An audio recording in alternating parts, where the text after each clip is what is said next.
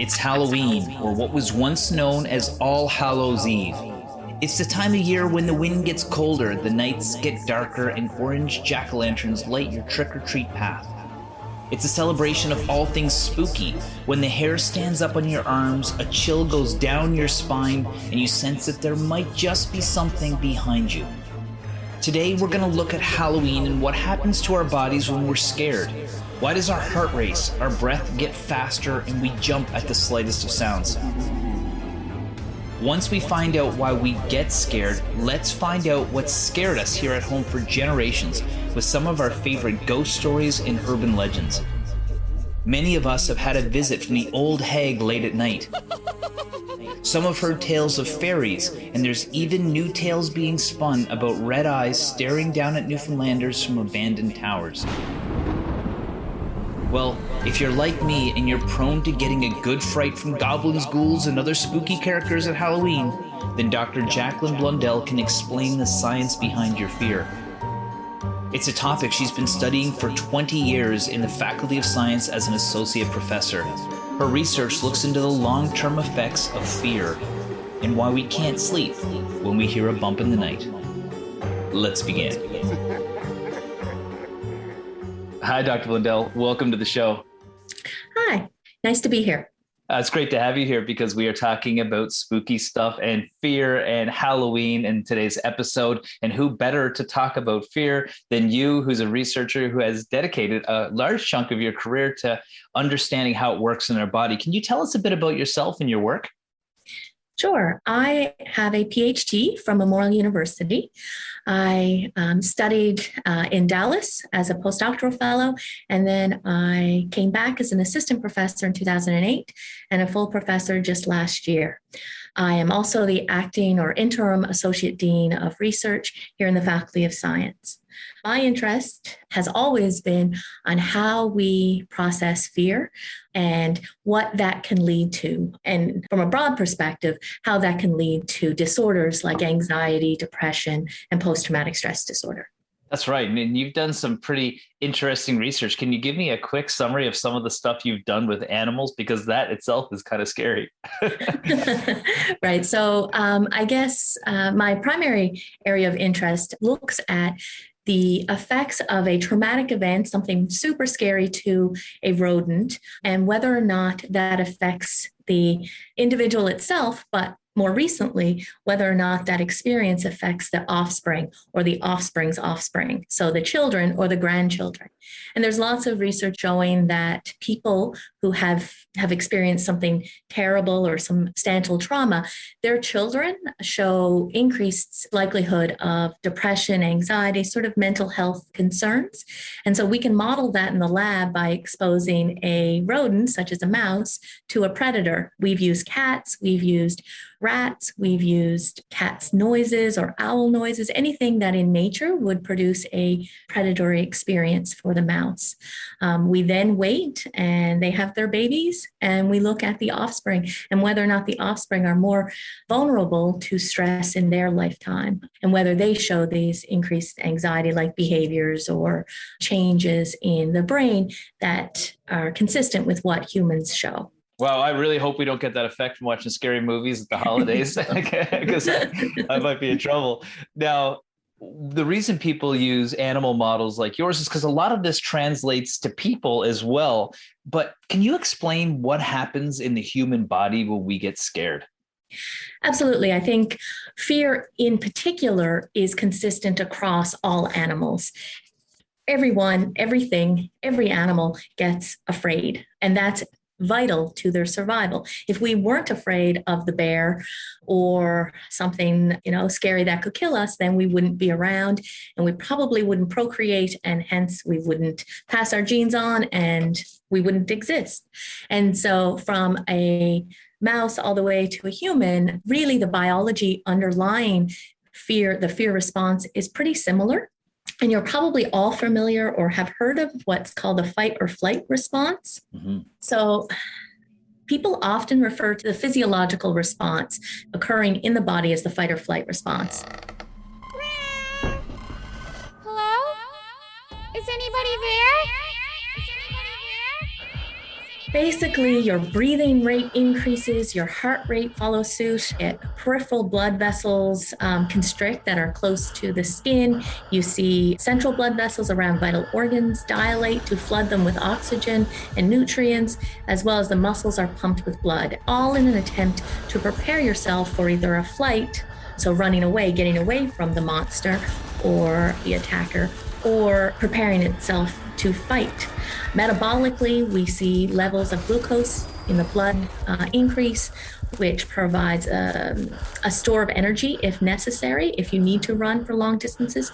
Similarly, we see levels of calcium and white blood cells in the bloodstream increase. And the importance of that, so if you get cut, for example, you want your immune system to be ready to go and prevent infection and really focus your attention at the task at hand, which is getting away from or fighting off the monster or the bear or the whatever. That's right. And if you think about those things, I mean, your heart pumps blood throughout your body, your lungs bring in oxygen, you're giving yourself exactly what you need. And it's probably the same response we see in Usain Bolt before they start a race. But, and also good if we're trying to get away from whatever is scaring us. And a lot of people have different responses to fear. Okay. So, for example, I can't stand scary movies. I can't do it. I just can't do it. They scare I'm looking through my fingers the whole time. Why is it that some people get more scared than others? Right. So I think that's a great point. I agree. I hate them. I remember my first date with my husband. He brought a movie over to my house, and it was The Exorcist. And it almost ended there. I hate it. But other people love it. He loves it. It's his favorite activity is watching these scary movies. And now I love roller coasters. So, there are aspects of the fear response that I really enjoy and others not so much. So there's no real explanation. I mean, I guess people either like the feeling. I sort of look at it. So the way it works in the brain is that you get this massive release of hormones and cortisol in the blood or in the brain that causes overactivation of the amygdala. So your amygdala is this area in the brain that responds to fear. Now, it is immediate and it gets your body going so that you can fight or flight.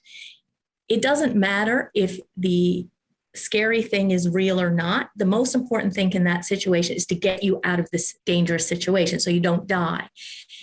Once you are away from the threat, then sort of the other parts of the brain sort of take stock of what's going on. And so, it's your hippocampus and your prefrontal cortex kind of say, wait now, there's nothing scary about this. You're watching a movie. Those actors have paint on their face.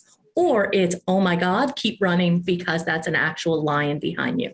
Mm-hmm. And so it's this dampening of the amygdala that may or may not, I don't know. I don't actually think anyone really knows, but perhaps in people who enjoy these scary situations, maybe these other parts of the brain that sort of tell you, okay, what situation to really be scared in may be more efficient or maybe working better than in people who, like me, who just can't tolerate it at all. And I feel like I'm in the movie, I'm the person that's being attacked and I'm frozen with fear.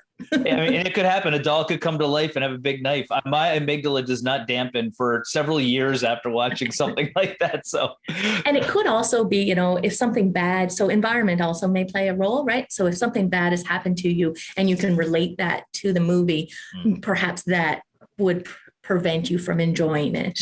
So there's lots of things. I mean, humans are quite complex, and so is their physiology. And so there's lots of things that could affect how people respond to movies. That's right. And those movie people have gotten awful good at making it seem real. So we might be scared because people are so good at telling the stories. But you brought up a good point. What about humans? Some people don't like spiders and snakes and like being in the dark. Is that the type of stuff you're talking about?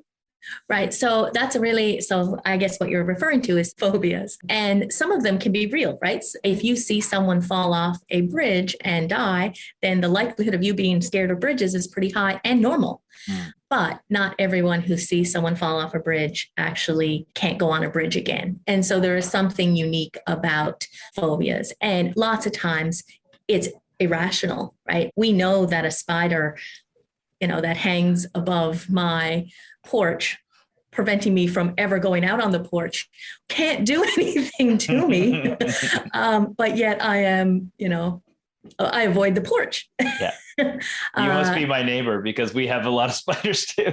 Yeah. And so it's not reasonable. And yet we still experience that fear. For me, I can when pushed. And so it doesn't debilitate my life. Mm-hmm. But for some people, it actually does. And so there's cognitive behavioral therapy. There's all sorts of therapies that have been developed to help people deal with those types of issues. The actual origin of phobias is not real clear, as far as I know anyway, but it is certainly a concern, but I think it responds quite well to therapy and potentially medicine. Well, Dr. Blundell, you are a researcher, so you understand the physiology and how fear actually manifests in the body. How does your research contribute to the overall assistance towards mental health treatment for people? Right. So I think there are parts of mental health, or there are parts of diseases that contribute to mental health that fear, sort of the mechanism by which fear manifests itself, contributes. For example, post-traumatic stress disorder, anxiety disorders, even some depression, I would argue.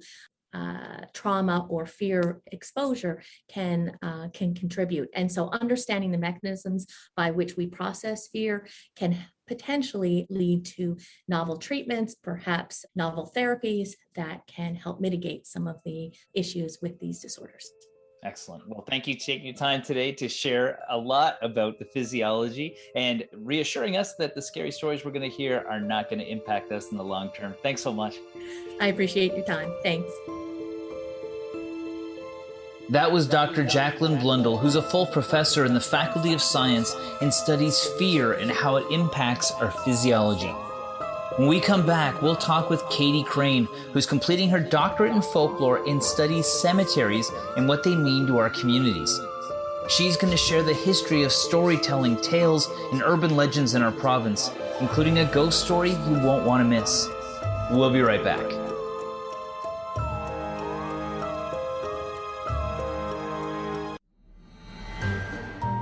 Good evening. Our next victim is Katie Crane, who's completing her doctorate in folklore and studies cemeteries and what they mean to our communities.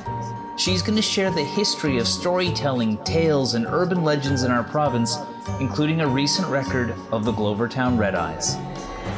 Let's check it out. Hi, Katie. Welcome to the show. Hi, thanks for having me. I was excited to have you. I actually found a lot about your work when an article that came out in the Gazette where they interviewed you on spooky stories, but you are a folklore PhD student and you've studied this. Can you tell me a bit about yourself? Yeah, so I'm doing my folklore PhD looking at historic cemeteries in Newfoundland and Labrador as sites of community identity and not personal memorialization, which is what cemeteries were kind of meant to do. And I'm just really interested in looking at the reasons that, like, why people are trying to preserve the cemeteries in their communities and what meaning that has for them and what they want to do with them. That's right. I mean, and there's different connotations. Like you said, it was a personal memorial. It could be something. There's always beautiful little cemeteries. I remember there's a couple towns I drive to down on the Cape Shore, and that's the first thing you see when you come into town. And it's like a milestone that you've actually made it there. You study folklore, but can you give me a bit of a breakdown on how these different stories manifest? Because there's folklore, then there's tales, there's legends, there's all sorts of different ways that people explain the unknown, I guess, when it comes to scary stuff. Yeah, there's lots of different types of narrative in folklore. You've got folk tales, which are invented tales invented by someone who knows how long ago in the past that are purely meant to entertain. They're funny or they're scary or they're magical or fantastical. And they're really just the stories that you tell to pass a long, cold night when you had nothing else to do and oral tradition was the thing.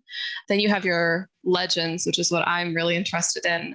And they come in different forms. You can have historical legends. What I really like is what people know as urban legends, but we call them contemporary legends because they're not only found in urban environments, they're found all over the place. And the same legend can be told in multiple different locations as if it took place in that location. So you have things like Bloody Mary, which is considered an urban legend because it takes place in every school bathroom, every kid's home. It lives like in the imagination.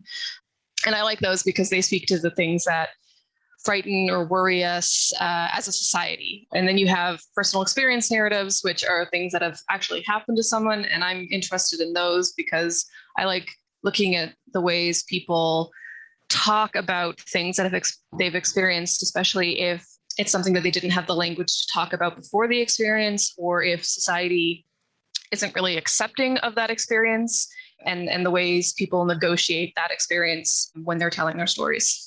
Yeah, that's interesting. I'll share a little personal experience I had just a bit, but before we get into that, like, are there any legends? We're talking about Halloween here and scary stuff. Are there any legends that particularly stand out to you that are relevant to us here in Newfoundland, Labrador? Yeah, I mean, lots. We have a huge maritime history of haunted boats and ghost lore with that. But one I'm going to be telling actually tonight at a Girl Guide campfire thing is the story of Red Eyes, which takes place at the Glovertown Mill, which is a kind of recent urban legend. As far as I know, there wasn't much talk about it before maybe the 70s or 80s. But it's set long ago when the mill was being built.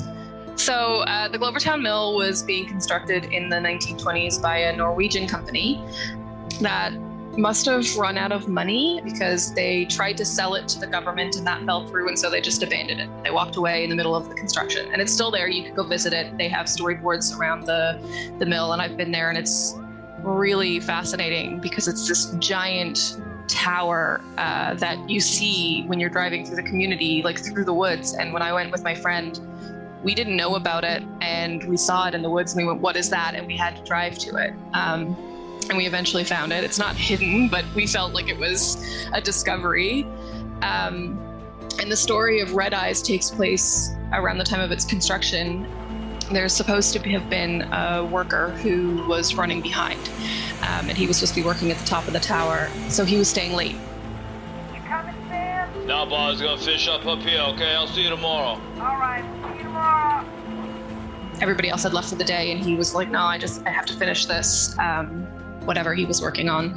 And the next day when everyone showed up, he wasn't there, which was really unusual because he was like the first to show up, the last to leave.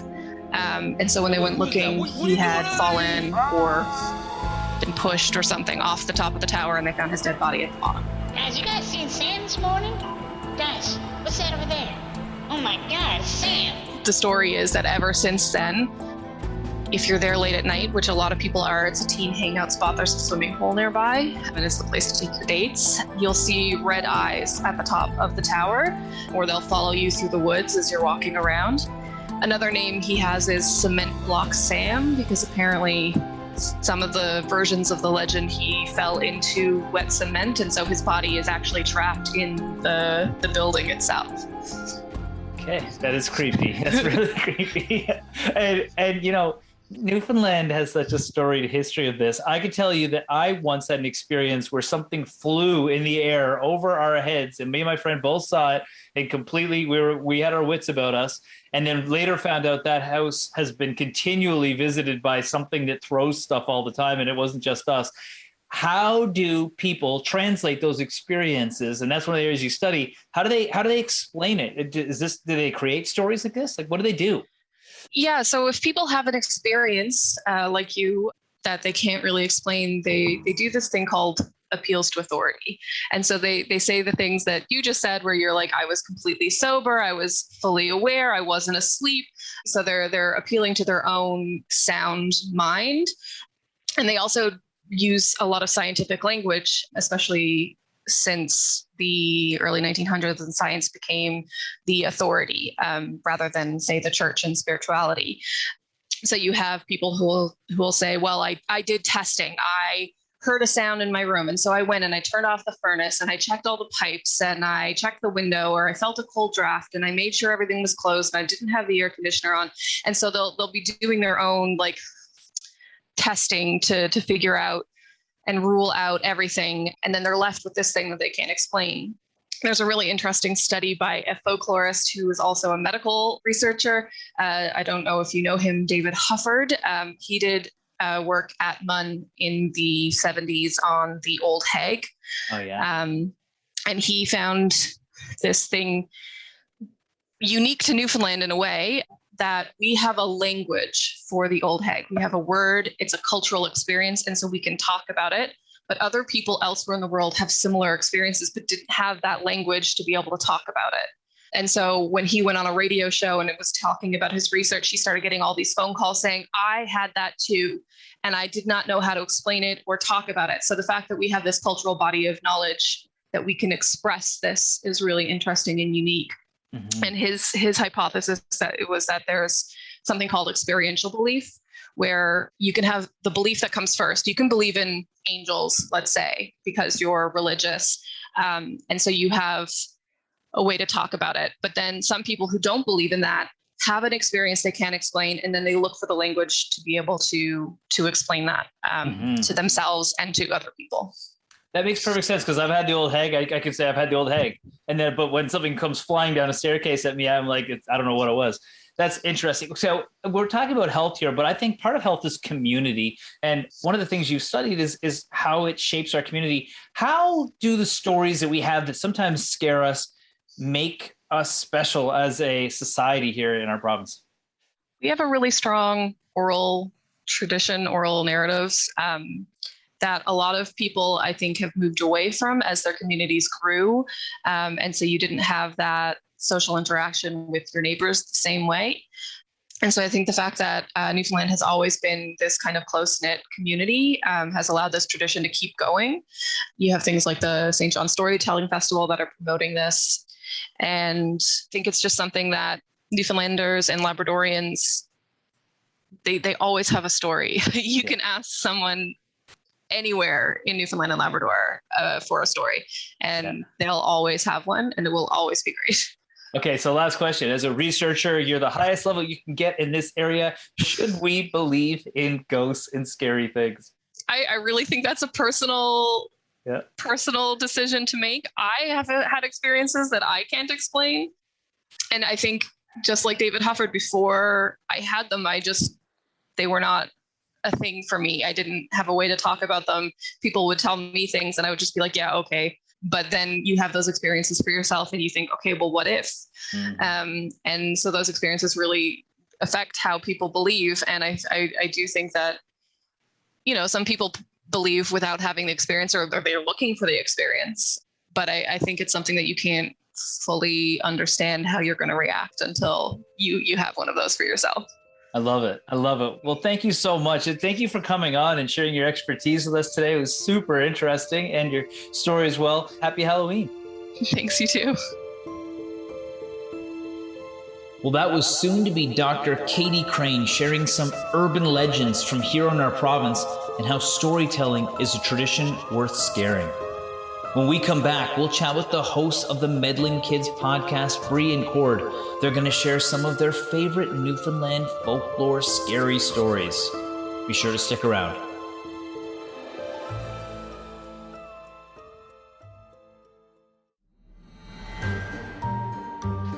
Welcome back. We're here with the hosts of the Meddling Kids podcast, Bree and Cord. Their podcast covers true crime, urban legends, scary stories, and all things creepy. They join me today to share some of their and their listeners' favorite terrifying tales. Hey guys, I got some special guests here now. I'm actually here with the Meddling Kids podcast team. Guys, welcome to the show. Thank you so much. We are the Meddling Kids podcast. We cover all things scary and weird for listeners near and far.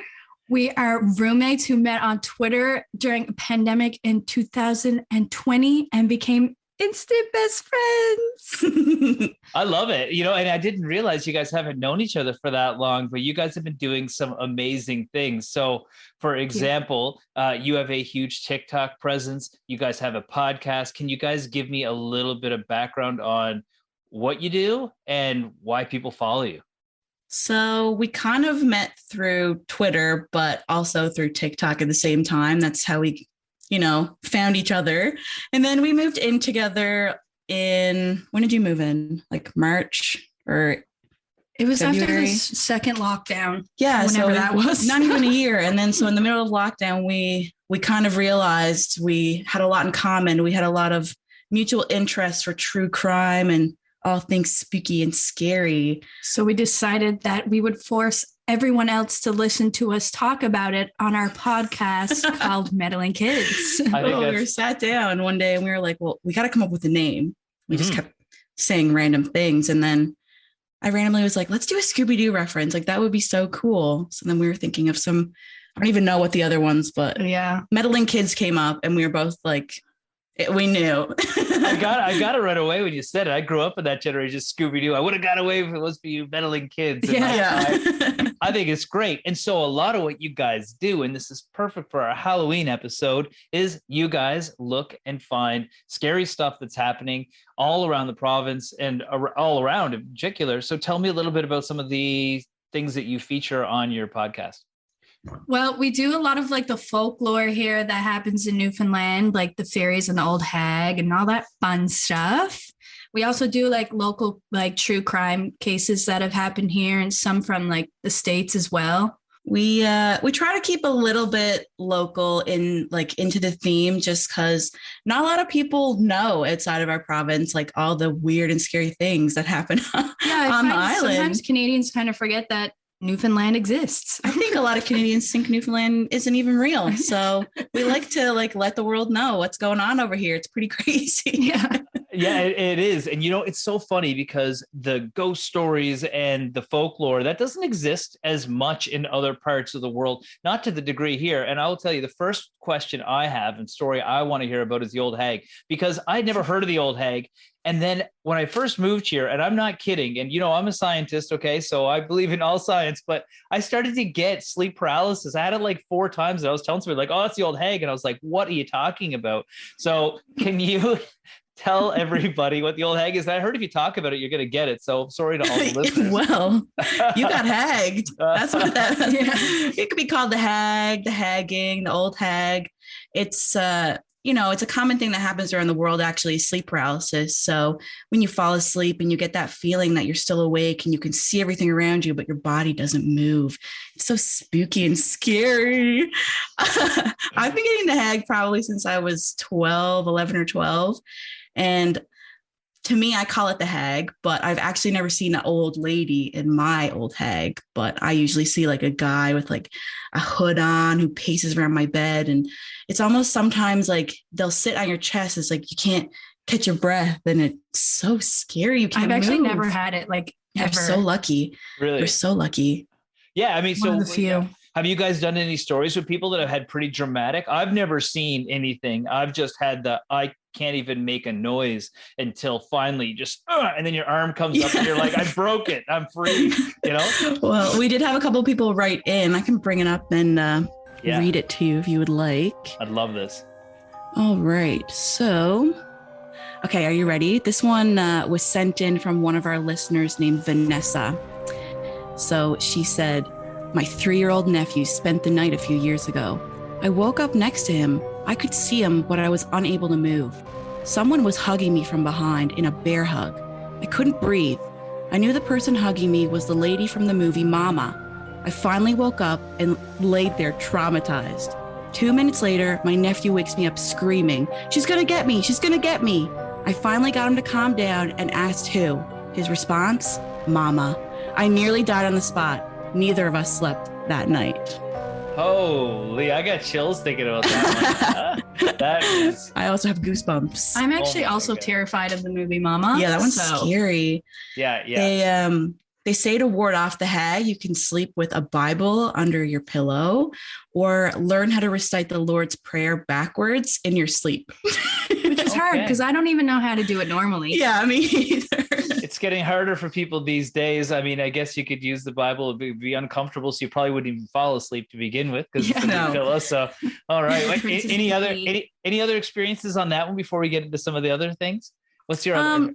Yeah. Not so much experiences, but like ways to avoid it. Okay. I find I'll always get it if I fall asleep on my back. And if I'm like falling asleep in the middle of a day and I'm falling asleep really fast. Mm-hmm. But other than that, like it's usually like a really old, creepy lady with long gray hair who just kind of lurks into the room and crawls up on your bed and like just sits on your chest trying to suffocate you. Like it couldn't get any creepier. Really. No, that's pretty bad. That's pretty bad. But you said it was there in other parts of the world. Are there different versions of it? Like, is there some dude that goes South Africa? I think I saw. I also have the names of what they call it in other places. I heard South Africa before, actually. Yeah, so we call it the hag, and other like descriptions of the hag. In Nigeria, it's like a demon woman who pounces during your dreams and renders you motionless. In Japan, it's explained as a spirit seeking vengeance by suffocating you in your sleep. And in Brazil, the culprit is a roof-dwelling crone named Pisadiria who attacks you and in your sleep while you're on your backs and if your stomachs are full. In Egypt, it's a genie, supernatural creature that sometimes kills its victims. And in South Africa, they say she's like a dwarf-like creature called Tokolosh. Holy cow. So the consensus is no good, is what you're trying to say. Okay. So the consensus is leave us alone. Yeah. We're talking Halloween with Bree and Cord, the hosts of the Meddling Kids podcast. Their podcast covers true crime, urban legends, scary stories, and all things creepy. They're sharing some of their favorite terrifying tales. We'll be right back after the break.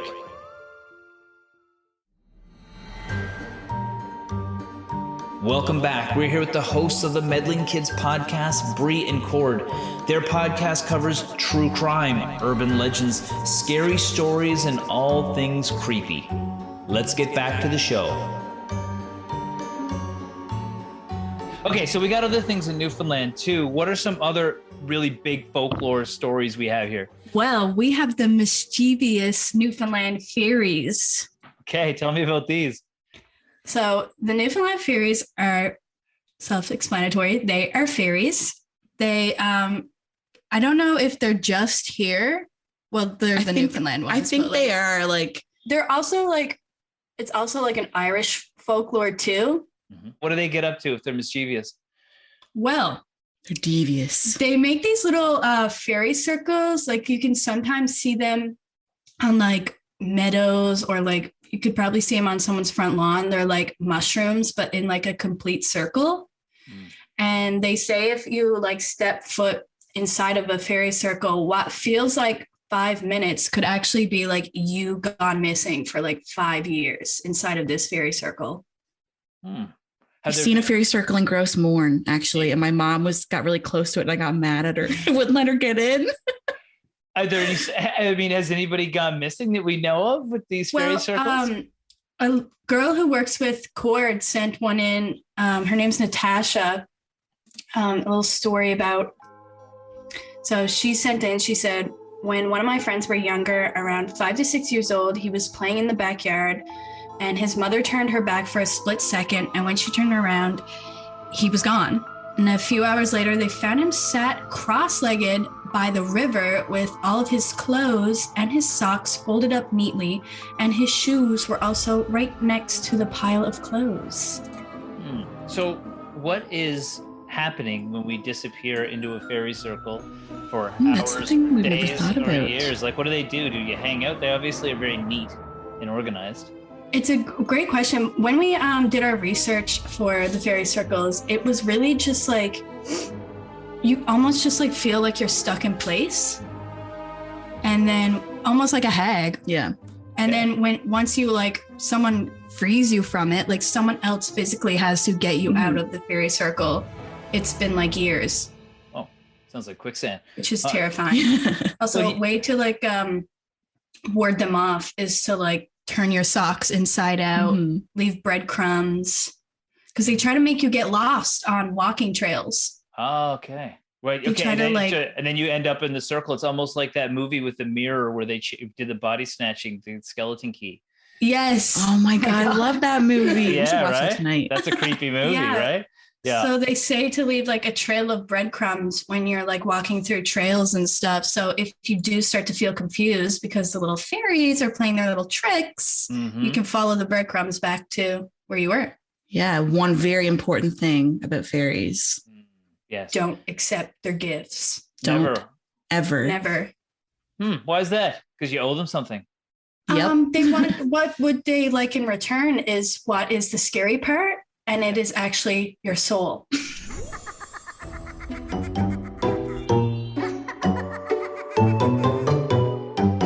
See, these aren't the fairies I think of when I think about Tinkerbell. These are No, they're very mischievous. They're good triggers. They're good at what they do. Yeah. Okay, so are there any fairy hotspots in Newfoundland? Well, the woods The usually. woods, yeah. It's Just the mainly woods. like just woods that haven't been disturbed with like residential buildings or like construction areas. So like their presence hasn't been like moved or disrupted. I got you. Okay, well, another thing that you guys do is you explore a lot of spooky spots around the province, and obviously you're careful and you're safe and all that good stuff when you go in there. But what are some of the spookiest spots that you've seen here in the province? Well, we actually went somewhere yesterday. Yeah, we went to the abandoned pig farm yesterday up in St. Philip's. Portugal Cove, yeah. I don't Behind the Tilt House Bakery, there's a abandoned pig farm that was abandoned in the 1990s. It is disgusting up there. I'll just say that. It's very dirty, very dangerous. If anyone is listening and wants to go visit, Be careful. be very careful. There's lots of broken glass, lots of sharp, rusted metal. It's And not collapsed buildings. Yeah, it is not safe up there. We didn't really go in. We went into one building where the pig pens are and found some animal bones. Kind of creepy. Yeah, it was bizarre. It was gross. Nice little field trip with Halloween coming up, I suppose. Yes, of Yeah. course. It was There was spooky. also a man there. He makes YouTube videos. Okay. He scared the crap out of Yeah, me. he kind of came out of nowhere. It was so you can be sure. creepy. You can be sure to fill me in on that. Good idea. Yeah. In so saying that's- that though, he was very nice and funny. He had a good sense of humor. He just really scared us. Sounds a little strange, but yes. So, okay. So you guys have your finger on the pulse of all things spooky in the province. What are some of the big things people are going to do in the holidays, or at least the Halloween celebrations this year that you've heard of? It's a great question. I know that Mardi Gras is happening. Is it like going to be called Mardi Gras? I have no idea. Well, usually like on Halloween and stuff, they'll close off George Street. Not close it off, but like, what would they like? They have a It's festival. like a Yeah, kind of like George Street Fest. it's like kind of like George Street Fest, but like the street isn't actually closed off, I don't think, and you can dress up in costumes and go. yeah, clubs. and they like will scan your Vax pass before you go onto the actual street Mhm. and stuff, and like then you can just go to different bars. But other than that, like I don't know. That's not really spooky. That's There's just also Fog Fest coming up, Mhm. Okay. hit so me on get that. your tickets while you can if they're still available. Yeah, so we're going to that on Thursday night. We're super excited. Yeah. Tell me all about Fog Fest. What's Fog Fest? Well, Fog Fest is like a screening of like some local movies here. We got Mhm. some talented people there. We're excited to see That Halloween. And Uh-huh. Mummering Legends. Yes. So it'll be at the Cineplex on And Thursday. they're all made by local creators here. Yeah, like Amazing. just crews and actors, stuff like that. It'd be really spooky and scary. Yeah. But guys, thank you so much for taking the time today. If people want to follow you guys on social media, how do they do it? So you can follow our Instagram. It would be at Meddling Kids Podcast. We're actually on Apple Podcasts and Spotify as well. But if you go on our Instagram and click the link in our Instagram bio, it will show all of the links to everything. But if you want to find us, it's just Meddling Kids. It will come up. There's actually another podcast called Meddling Kids Podcast, but that's like a Scooby-Doo themed one, so they might come up as well. But you'll see our picture, so you'll know You'll it's see us. us and you'll know. You'll know. It's very creepy. You'll get the vibe as soon as you see the picture. And our Instagrams are I'm Lordy.Cordy. And I'm just Brianna Follett. And Short and simple. yeah, we love that. And TikTok, I am Lord.Cord, and Brie is Brie Follett with 4 T's. Okay, perfect. Excellent. No, that's great. I know we had a bit of a PG version for what sometimes you cover on your show because you guys can get into some really crazy, dark stories, but that's awesome. And if anybody wants to check that out, I'd highly recommend it. It's really entertaining. It's really fun to listen to. Guys, thank you. Thank you so much for taking the time to join me today. Thank you for having us. Happy Halloween. Happy Halloween. Thank you to my guests for joining me today and sharing their spooky stories for all of our enjoyment. If you're looking for things to do in St. John's this Halloween, Mardi Gras will be a go on George Street again this year with some added pandemic safety precautions that are listed on the George Street Association site. There'll also be a Halloween howl at the Munn Botanical Gardens on the 30th and 31st for the whole family. And for all those trickers and treaters and candy givers, be sure to check out the guidelines that Public Health has put out around going house to house this holiday so you only get treats. Thank you for joining me today. Enjoy your scary movies, cozy night by the fire, or sprint from door to door for candy. But most of all, have fun. I'm your host, Dr. Mike Wall. We'll see you back here next week for another episode of the Wellness and Healthy Lifestyle Show on your VOCM.